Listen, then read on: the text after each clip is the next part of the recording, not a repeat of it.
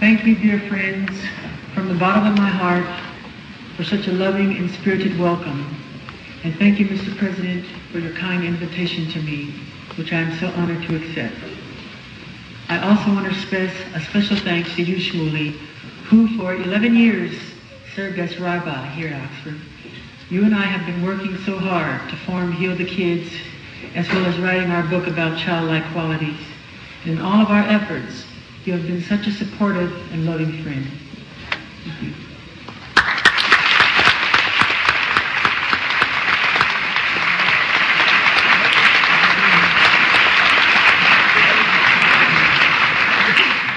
I also want to thank Toba Friedman, our Director of Operations at Heal the Kids, who is returning tonight to the alma mater where she served as a Marshall Scholar, as well as Marilyn Pills, another central member of our Heal the Kids team.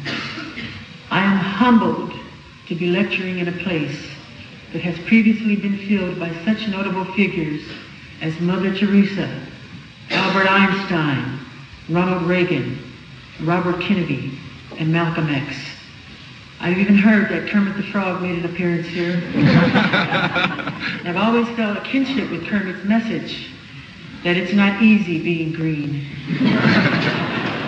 I'm sure he didn't find it any easier than being up here than I do.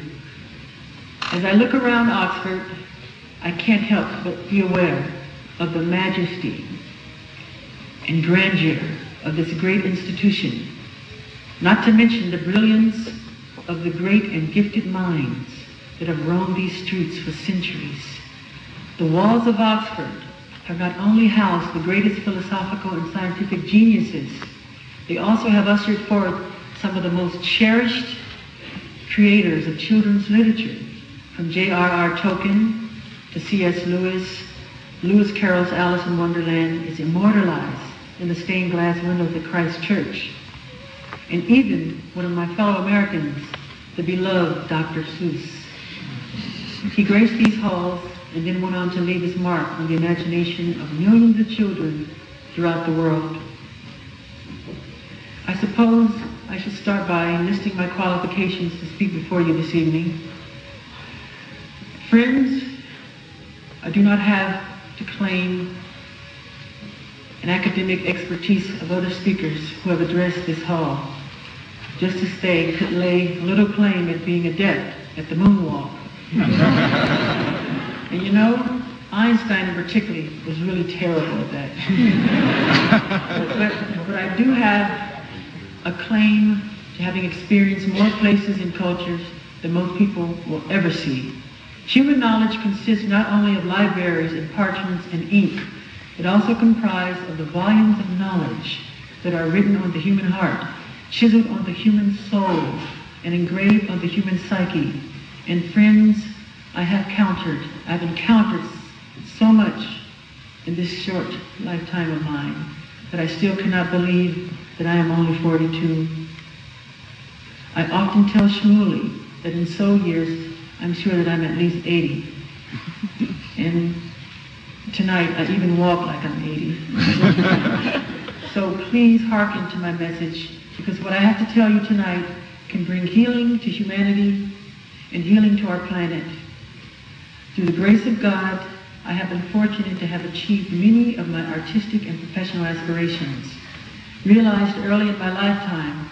But these, friends, are accomplishments, and accomplishments alone are not who I am. Indeed, the cheery 5-year-old who belted out Rockin' Robin and Ben to adoring crowds was not indicative of the boy behind the smile.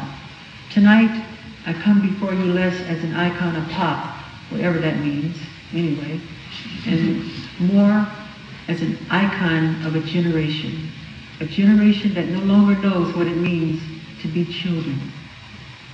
All of us are products of our childhood, but I am the product of a lack of a childhood, an absence of that precious and wondrous age when we frolic playfully without a care in the world, basking in the adoration of parents and relatives, where our biggest concern is studying for that big spelling test come Monday morning. Those of you who are familiar with the Jackson 5 know that I began performing at the tender age of 5, and that ever since then, I haven't stopped dancing or singing. But while performing and making music undoubtedly remain as many of my greatest joys. When I was young, I wanted more than anything else to be a typical little boy. I wanted to build tree houses, have water balloon fights, and play hide and seek with my friends. But fate had it otherwise, and all I could do was envy the laughter and playtime that seemed to be going on all around me. There was no rest for my professional lifestyle, for on Sundays I would go pioneering, the term used for the missionary work that Jehovah's Witnesses do. And it was then that I was able to see the magic of other people's childhood. Since I was already a celebrity, I would have to put on a disguise, a fat suit, a wig, a beard, and glasses. And we would spend the day in the suburbs of Southern California, going door to door or making the rounds of shopping malls, distributing our Watchtower magazines. I loved to set foot on all those regular suburban houses and catch sight of the fireplaces and lazy boy armchairs, with kids playing Monopoly and grandmas babysitting all those wonderful, ordinary, and starry scenes of everyday life. Many, I know, would argue that these things seemed like no big deal, but to me, they were mesmerizing. I used to think that I was unique in feeling that I was without a childhood. I believe that indeed there were only a handful of people with whom I could share these feelings. When I recently met with Shirley Temple Black, the great child star of the 1930s and 40s, we said nothing to each other at first. We simply cried together. For she could share a pain with me that only others like my close friends Elizabeth Taylor and Macaulay Culkin could. I do not tell you this to gain your sympathy, but to impress upon you in my important point. It is not just Hollywood child stars that have suffered from a non-existent childhood. Today it's a universal calamity, a global catastrophe. Childhood has become the great casualty of modern day living. All around us we are producing scores of kids who have not had the joy, who have not been accorded the right, who have not been allowed the freedom of knowing what it's like to be a kid. Today's children are constantly encouraged to grow up faster, as if this period known as childhood is a burdensome stage to be endured and ushered through as swiftly as possible. And on that subject, I am certainly one of the world's greatest experts. Ours is a generation that has witnessed the abrogation of the parent-child covenant. Psychologists are publishing libraries of books detailing the destructive effects of denying one's children the unconditional love that is so necessary to the healthy development of their minds and character. And because of all the neglect, too many of our kids essentially have to raise themselves.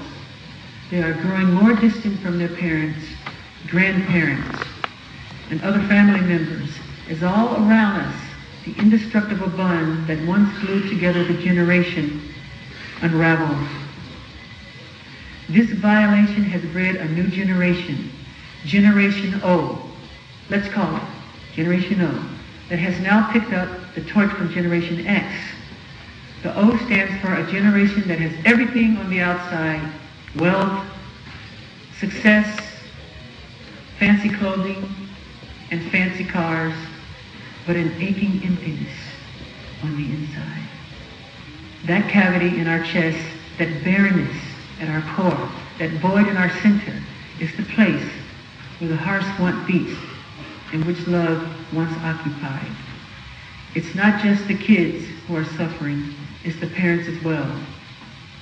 But the more we cultivate little adults in kids' bodies, the more removed we ourselves become from our own childlike qualities. And there's so much about being a child that is worth retaining in adult life.